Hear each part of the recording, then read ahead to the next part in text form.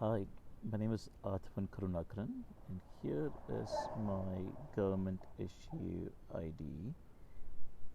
And I'm here to discuss one of the topics for the case study for leading organizations for the Away Luggage Company.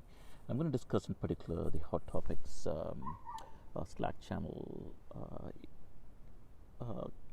problem and the ethical implications of that particular incident.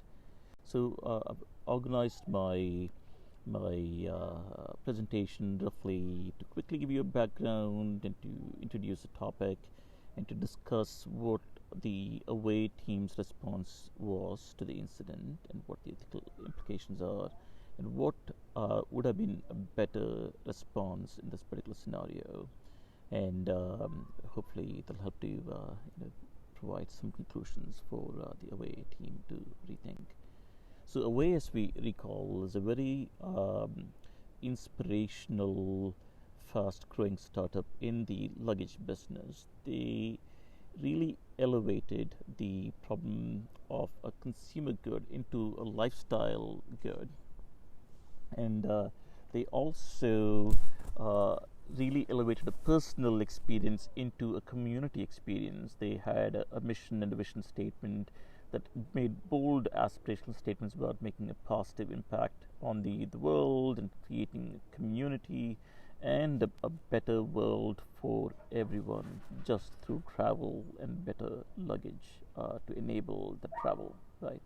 However, as we know from the case, it seems that the company really prioritized the external shareholders and the stakeholders and the shareholders in the growth of the company at the expense of the employees who are internal stakeholders, right?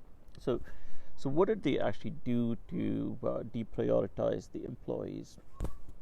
So we created a very toxic work environment, and one of the key things they did was to coerce workers into working really long hours by uh, many ways of manipulating them, either by saying, asking workers to post pictures of them working late at night, or by saying the dinner will be provided, and that the CEO expects people to stay with her, even without explicitly demanding, sort of subtle manipulation to imply that that is what was expected of people, and the CEO also held hostage personal time off that employees really need to achieve a work-life balance.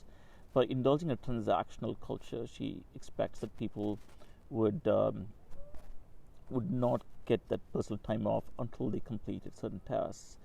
And one of the key things that Away did as an internal policy was to require that all communication was to be held on open forums, and and this meant that there was no opportunity for private discussion or any privacy in communication, which also meant that there was a lot of public shaming and bullying of the employees who had perhaps some shortcomings in the performance or had a ball dropped.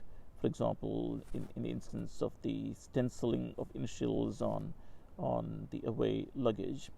And the CEO also viewed that the main way to achieve professional development was criticism publicly as opposed to positive training and reinforcement. And one can also infer that there was a sense of a normative conformity, meaning there was a whole lot of young white people who set the dominant tone of the culture, as opposed to having necessarily an inclusive workplace environment. So, when a few workers, especially of the LGBTQ community, set up a channel for discussing their personal experience and to vent some of their frustrations, and this was discovered by the CEO because all the channels are available for the CEO to see. The the CEO failed to view this as a cultural iceberg problem.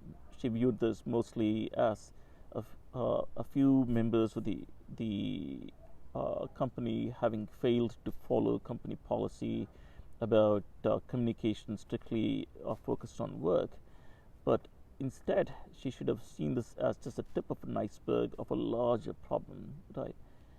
She saw the top, the hot topic Slack channel for venting, but at the bottom is a whole stack, from impossible perfection standards and public shaming and criticism, exploitative work culture, normative conformity, and insensitive interactions, especially with regards to criticism, that all lead to a need for this discussion channel, right? So instead of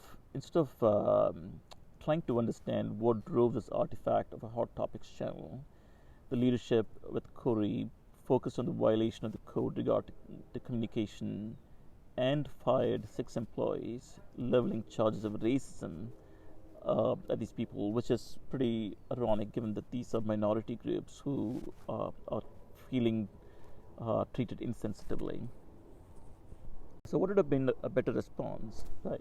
Since I alluded to the culture iceberg, the first thing to do upon discovery of this hot topics channel is to initiate an effort to understand the origin of these frustrations. There are a few different ways to undertake this understanding. One is a company-wide anonymous survey, so people can speak their mind and give some feedback. And while surveys are useful in a way, they don't allow for an iterative inquiry into the root of a problem. And so, a private one-on-one meeting with all the members of the Hot Topics channel, and perhaps even otherwise some other key employees, would be worthwhile. Uh, and in this scenario, to really encourage private one-on-one meetings, it's worthwhile offering whistleblower protections to all the employees and to speak about protections for the whistleblowers, so that if there are genuine problems in the workplace, it's an opportunity to discover that, right? And I would have recommended creating a special task team to to um, to with representation from different employee segments to draft a new code of conduct. And ideally, an employee-friendly workplace would have a focus on internal culture while delivering customer satisfaction. It'll aim to achieve better quality control through more checks. There is more employees and different layers to do this check as opposed to overloading a small number of employees. It'll also focus on creating private channels of communication between employees. Private conversation channels can really help to address women's and minorities' need for support, solidarity, and reprieve from bias and discomfort. It's also important to treat each other with dignity and fairness, that is to end the public shaming, and which is a huge assault on dignity, and to make it a priority to help employees achieve work-life balance and not withhold PTO. That's a key part of employee retention, and to enable a fairly healthy and happy workplace. Those would be my recommendations for this particular scenario. So, thank you for listening, and I look forward to your response.